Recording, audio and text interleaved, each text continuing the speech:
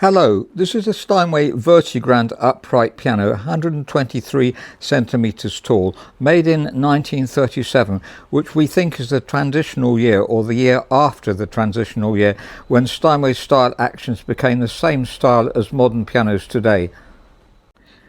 The piano has just come into stock, so we're assessing it to appreciate it and also to see what work might need to be done to refine it. First of all, the casework is generally extremely good. You can see a few blemishes on the video that we're going to try to make good, but really very little at all. And there's no fading anywhere on the piano, so it's integral. Both sides of the piano and top are excellent. We'll just try to make good some of the small marks you can see there. It's an 88 note piano, as Steinways of this age always are, and they're practically perfect ivory keys, as you can see. Well, they are perfect, I think.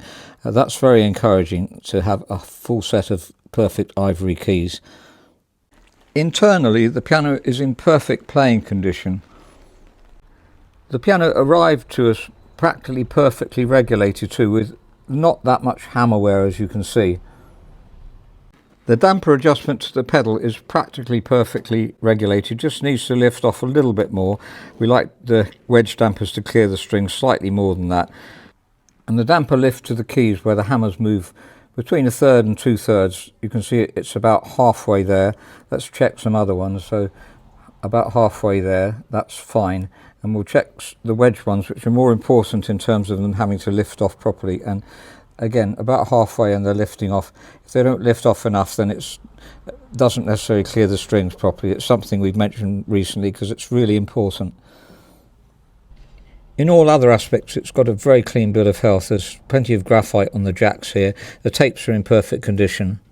I mentioned that this was a transition year for Steinways, either 1937 or 1936.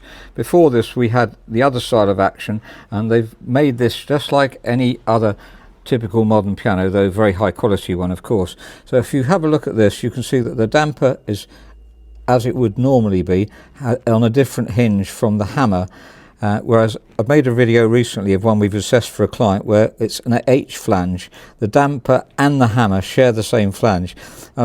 Technicians generally find this a bit more friendly to use. We are used to doing the H flanges. The older Steinways are excellent pianos and have H flanges on. So this is a transition that has got a modern action in, and so that's important, and also hasn't got an extra spring here.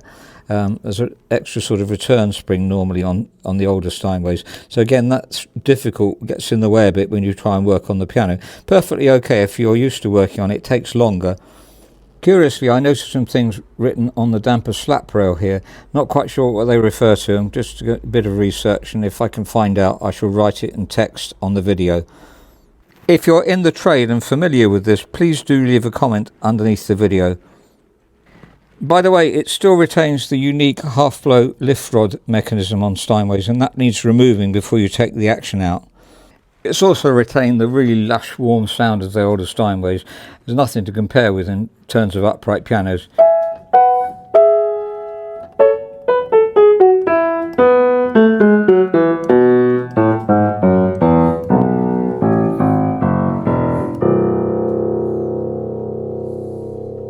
And it has a very clear, precise tone right up to the top.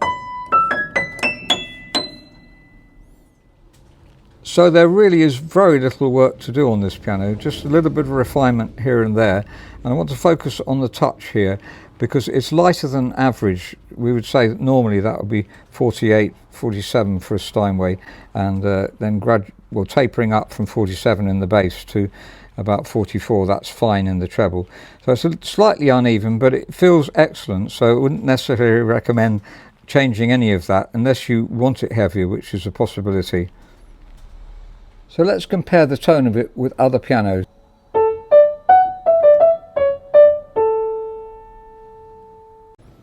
This is a 1938 Grotrian upright.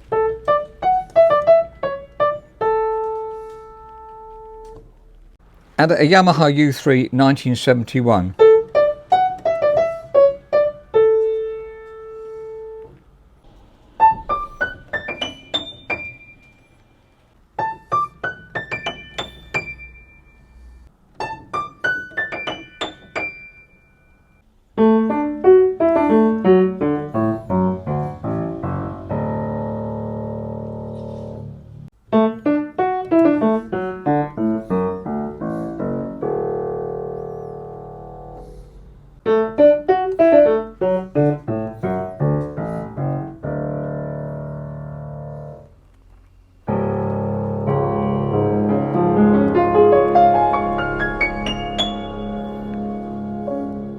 So that's a Steinway Vertigrand upright piano, 123 centimetres tall, made in 1937, which I mentioned we think is the transitional year, or the year before possibly, when Steinway actions became the same style as any modern piano today.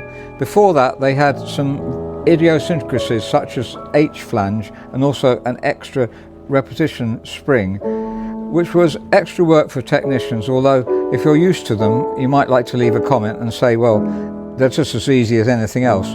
But if you're not used to them, then obviously it's something to learn. There are very few of these. We've sold one before. All the other old style Steinways have been with the H flange, earlier pianos. In fact, most Steinways in the UK, the majority date round about 1900, a bit before, a bit afterwards, and then after that they taper out, as it were, less of them, and then 1930s ones are less common. So I hope that's been helpful. If you're interested in the piano, please do write to robertspianos@gmail.com.